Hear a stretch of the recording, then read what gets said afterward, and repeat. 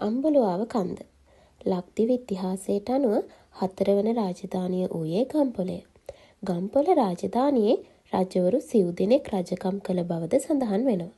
ඒ රජවරුන්ගේ රාජමාලිගාව පිහිටා තිබුණේ අම්බලුවාව කඳුපාමුල පිහිටි අද ගොඩගම නමින් හඳුන්වන ග්‍රාමයේ බවද ඉතිහාසඥයන් පෙන්වා දී තිබෙනවා. මේ අනුව අම්බලුවාව කන්ද ගම්පොළ රාජධානියේ ආරක්ෂක මුරපොළ ලෙස එකල භාවිතා වන්නට ඇති බවද විශ්වාස කෙරේ. කෙසේ වුවද 1815 ඉංග්‍රීසීන් උඩරට ආක්‍රමණය කිරීමෙන් පසු ගම්පොළ රාජධානියේ පුරාවස්තු සියල්ල විනාශ කර කෝපි වගාව සඳහා ඉඩම් යොදාගෙන තිබේ. අම්බලුවාව කන්ද 4න් 3ක්ම කළුගලින් යුක්ත වූ නිසාදෝ ඊට ඉංග්‍රීසීන්ගෙන් බලපෑමක් සිදු නොවී තිබිලා. මේ අනුව 1997 වර්ෂයේ එවකට කෘෂිකර්ම ඉඩම් හා වන සම්පත් අමාත්‍යවරයා ලෙස කටයුතු කළ දී.මු. ජයරත්න ප්‍රදේශයේ තවත් තරුණයන් කිහිප දෙනෙකු සමග අම්බලුවාව කන්ද තරණය කළේ ඊට ප්‍රවේශ විය හැකි මාර්ගයක් සැලසුම් කිරීමටයි.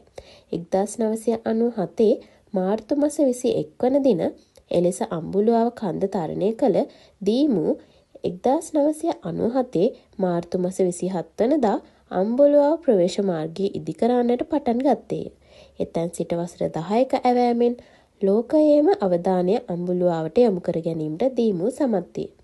අම්බලුවාව කන්ද තරණය කිරීමට අද එහි යන පිරිසට ප්‍රවේශ වූ තැන් පටන් සුවිශේෂී වූ නිර්මාණ 65ක් පමණ නරඹා සතුට විනෝදය ආධ්‍යාත්මික සුවය මෙන්ම දැනුම වර්ධනය කර ගැනීමටද අවස්ථාව ඇත්තේය.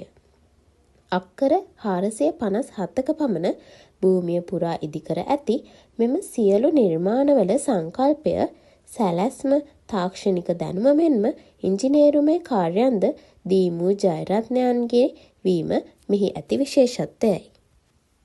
අම්බලුවාව කඳු ඉස්මත්ත නිර්මාණය කර ඇත්තේ ආධ්‍යාත්මික සුවය සඳහාය. එහි ඇති අඩි 223ක් උස ඇති ගොවිජන චෛත්‍ය මෙරට ගොවි ජනතාවට උපහාරයක් ලෙස ඉදිකර ඇති බව දී.මු. සඳහන් කර ඇත.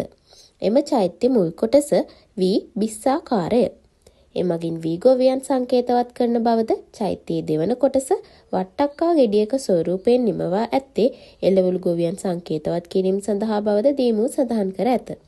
මෙරට පළතුරු ගොවියන් සංකේතවත් කිරීම සඳහා චෛත්‍යයේ තුන්වන කොටස කොකෝ හැඩයක හැඩයෙන් නිර්මාණය කර ඇත. චෛත්‍යයේ 4 වන කොටසේ සර්වඥ ධාතු තැන්පත් කර ඊට ඉහළින් කරඬුව පිහිටුවා ඇත්තේ. මෙම චෛත්‍ය ඇතුළතින් චෛත්‍යයේ ඉහළට ගමන් කිරීමට පඩිපෙළක්ද ඉදිකර ඇත.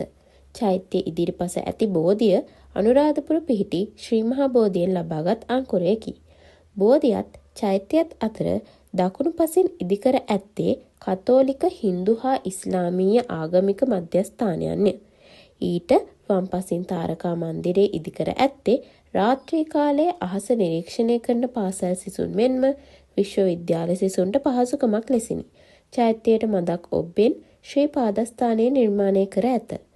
ඒ ආසන්නයෙන් අවට කඳුපන්ති නිරීක්ෂණය කළ හැකි නැරඹූ මැදිරියක් අම්බුලාව ශ්‍රී මහා බෝධිය ආසන්නයේම තනි කළු ගලෙන් නෙළන ලද හිටි පිළිමයක් තැන්පත් කර ඇති අතර එම පිළිමය තැන්පත් කර ඇති ගොඩනැගිල්ලේ යට කොටස භාවනානුයෝගීන් සඳහා සකසා තිබේ.